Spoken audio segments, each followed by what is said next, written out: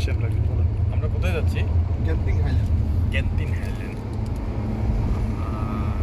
আর সবচেয়ে বড় কথা হচ্ছে আমাদের বাংলাদেশের একটা গুরুত্বপূর্ণ জায়গা ক্যান্টিন হাইল্যান্ড দেখার জন্য আমরা রওনা হয়েছি।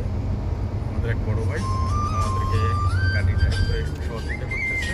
ক্যাম্পিং আরেক হাইল্যান্ডের বড় ভাই ওয়েদার অনেকটা গাড়ি দিয়া বরফের মতো। আর আমার বড় দেলোয়ার ভাই, আমাকে দেলোয়ার ভাইকে অসংখ্য ধন্যবাদ যে হেমুয়া গাড়ি ভাড়াইছে। আর গাড়ি দিয়ে আমাদের বড় ভাইকে এই ভাইকে আসল অসংখ্য ধন্যবাদ, উনি আমাদেরকে এখান থেকে দেখার জন্য নিয়ে যাইতেছে। আর একটা সুখবর আছে, গাড়িটাও আবার নতুন নতুন গাড়ি আমরা আজকে 3-4 দিন কিনছে গাড়ি। ওই গাড়ি আমাদের কাছে পাঠাইছে আজও, এখনো প্লাস্টিক খোলা হয়নি। খোলা হয়নি, এখনো প্লাস্টিক খোলা হয়নি। প্লাস্টিক খোলা হয়নি, নতুন গাড়ি দিয়ে। নতুন গাড়ি নিয়ে আমরা আজকে রওনা দিচ্ছি ইনশাআল্লাহ। সারাদিন সুন্দর জায়গা দেখার জন্য। সবাই আমাদের সাথে এই থাকবেন, গাড়ি দেখবেন পাঠাইছে, গাড়ি। ইনশাআল্লাহ। এই গাড়ি নিয়ে যাইয়ে রাখি। তো তোমার ফোন দিছি আপু, মানে তুমি ইয়াতে এদিন দিয়ে তোমার আমি জুতাগুলো পাঠাইছিলাম, ওটা দেখছিলাম। এটা তোমার জুতা হচ্ছে এডিডাস। বাইরে বললাম যে লন একসাথে যাই ঘুরে মানে দোকান ব্র্যান্ড আমার কাছে খুব পছন্দ হয়।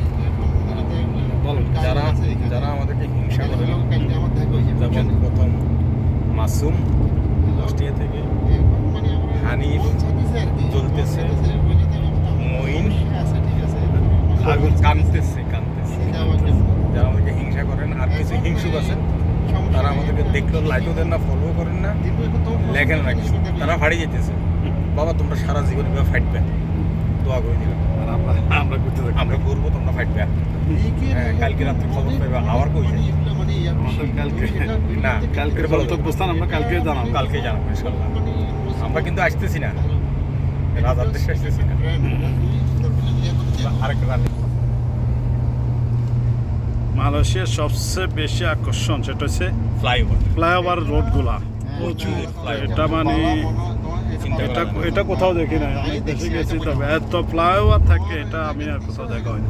অনেক অনেক ভালো। এই কারণে সব নষ্ট হয়ে যদিও একটা ফ্লাইওভার বাংলাদেশে হয়েছিল, চিক্কারে প্রধানমন্ত্রী থেকে শুরু করে প্রেসিডেন্ট শেয়ার ছাড়িয়ে দিয়েছে। আর এখানে ফ্লাইওভারের শহর। ধন্যবাদ বাংলাদেশ। এখন যদি আমি মানে নিম জালিমের কাছে দিয়ে দিব আর কি, ডালিম প্রপাতি